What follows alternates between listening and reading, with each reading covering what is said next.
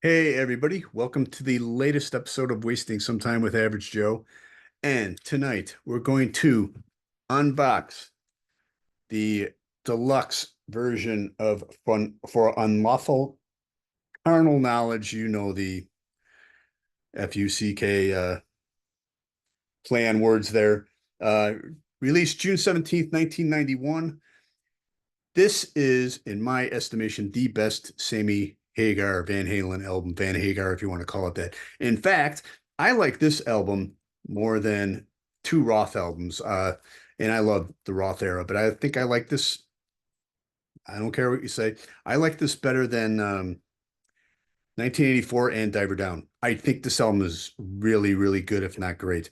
My main problem I had with Van Hagar, Sammy Hagar, and I'm going to see him in 2 days doing his Best of Both Worlds tour.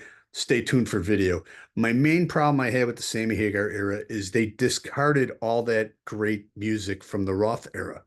And I think if they would combine those two um, songs in the set, sets of songs in the set list and not totally forget about the David Lee Roth songs, they would play one or two every time on tour. It would have been a better transition for me personally. Anyway, I really like this album and we're going to unbox it. And then also on this evening, 45 years ago, was Disco Demolition at the old Comiskey Park in Chicago. And I was there. It was the craziest event I've ever been to. We're going to show some footage and I'll tell you my um, thoughts on that after the footage. The thing is, I think I'm going to do a video on my top five craziest events I've been to because I was at Mike Tyson's fight where he bit Evander Holyfield's ear off. I was also at the last game at the Vet in Philadelphia when the Bucks beat the Eagles. But Disco Demolition, holy cow! Not, I mean, I guess I'm quoting Harry Carey, who actually exacerbated the riot at the field. But we'll talk about that later. I got my Terrence Crawford T-shirt on. You know, the SBs were last night, and don't like the SBs. In fact, I really don't like ESPN. I just don't get me started. But they get it right once in a while. For sure, fight of the year. Huge fan. He beat the crap out of Errol Spence. John, the Music Man, I hope you're watching. Want to have you on, dude. Um, Go watch that fight. But anyway, what in honor of the fighter of the year, according to uh, the SB's ESPN, and he is the fighter of the year, Terrence Crawford. So I have the shirt on. So let's, without further ado, got my trusty friend here. Let's unbox this baby. Now, Van Halen is interesting with their catalog. As you know, I don't know like who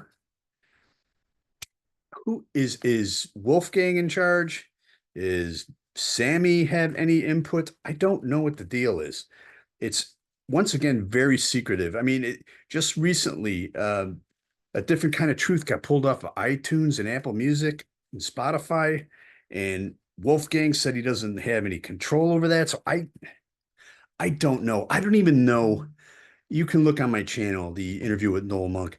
I don't even know what happened with the dynamics of the business after Sammy joined the band. Did they start a new company? Very secretive, but they always had great success. I love this album. Best Sammy Hagar album. 5150 was pretty good. Was really mad that they didn't play hardly any Roth era. They dropped all those songs from the set list. OU 812, not really a big fan. This was a big comeback. The follow-up album, Balance, was okay. I saw him on all these tours. I actually saw him more with Sammy than I did with Roth because I was going to more concerts then. But let's open this baby up. So we have CDs and vinyl. And there you have the band. I also feel like, and we'll look at these CDs. I also feel like they were trying to make Sammy act like David Lee Roth, like during this period, because he grew his hair long and he's wearing tight pants and everything. And I always felt that. Um, this is live, Rarity Live on here. I thought it was the Dallas show. I don't know if it's the Dallas show from that they did the free show because they canceled the one tour. Disc 2, Rarities and Live. Original album remastered and Blu-ray. Yeah, this is Blu-ray of the, let's see, is it 12? Yeah, 12,491. The Blu-rays here. That's the show they did for free in Dallas. It's a kick-ass show. They had to cancel the Monsters of Rock because of Sammy getting ill. So they did a free show in downtown Dallas and it's off the hook. So there's a Blu-ray of that included. All right, let's open it up. And this thing's, I mean, for a Van Halen issue product, it's up there. Great stuff, as you can see. And the band, this is the band, the Van Hagar era never looked cooler. And as I said, I think they're kind of pushing Sammy to look like David Lee Roth. I know he would hate me for saying that because he's not a fan of the guy. Here's the vinyl, and it is the Pleasure Dome, In and Out, Man in a Mission, Pound Cake, Judgment Day, Black Vinyl. Pound Cake is definitely a top 10 Van Halen song for me. The drill on the guitar is great. So I was super stoked about this album. But again, I went to see the tour and I'm like, why aren't you playing any David Lee Roth era stuff? So yeah. But you know, in hindsight, here you go. Oh man, great book with all the track listings and who produced what, who wrote what, and all the great pictures. Like I said, this is the best Van Hagar lineup look in my estimation. Right now is a great tune as well. Just a classic tune.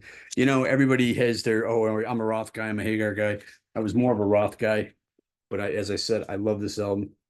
Right now, 316 Top of the World. So the rest, it's a two album. They split the recording up into two albums. And look at that vinyl. How cool is that? So there's actually no playing on this. It's a one-sided vinyl, which is very cool, as you can see. You know, in hindsight, all said and done, with all the crappy music that's coming out for the most part, including, God, don't even that new Katy Perry song. Ugh. Anyway, anyway, no, I digress. In hindsight, the Hagar stuff is pretty good. The Roth stuff is better. I mean, it was more hungry, more aggressive, a different kind of truth. Actually, that's one of my favorite Van Halen albums for a myriad of different reasons. Helped me got through heart surgery, honestly. But yeah, I mean, I don't hate Van Hagar, and I love this album. So there you go. I don't know if I'm missing anything else in the goodies, but as far as Van Halen putting out something, this is pretty impressive. It's really impressive because they really don't do a lot of this stuff. And like I said, I don't know because Sammy Hagar is really pushing this, and he's on the tour, and I'm going to see him in a couple days. So he's really, really pushing it. But I thought Wolfgang controlled a lot of the estate. I don't know what Alex does. Apparently he's MIA and he sold all of his drums. So who knows? But anyway, pick this up. It's great. It's a great album. It's great packaging. It's right up there with all the other ones, which is rare for Van Halen. And yeah, I really enjoy it. So there's the box set. And it's weird how I mean, is it any anniversary? 1991? It's what, 23 years? I mean, am I doing the math wrong? 33 years, sorry. But I mean, yeah, it doesn't, there's no rhyme or reason to the release of this, but it's out there. Sammy's been pushing it heavily, and I guess it'll help his tour. I'm really excited to see the show in a couple days, so we'll have some footage on there. Stay tuned because we're going to show now some footage from 45 years ago, and I'll give you my assessment of that evening. So we'll be right back.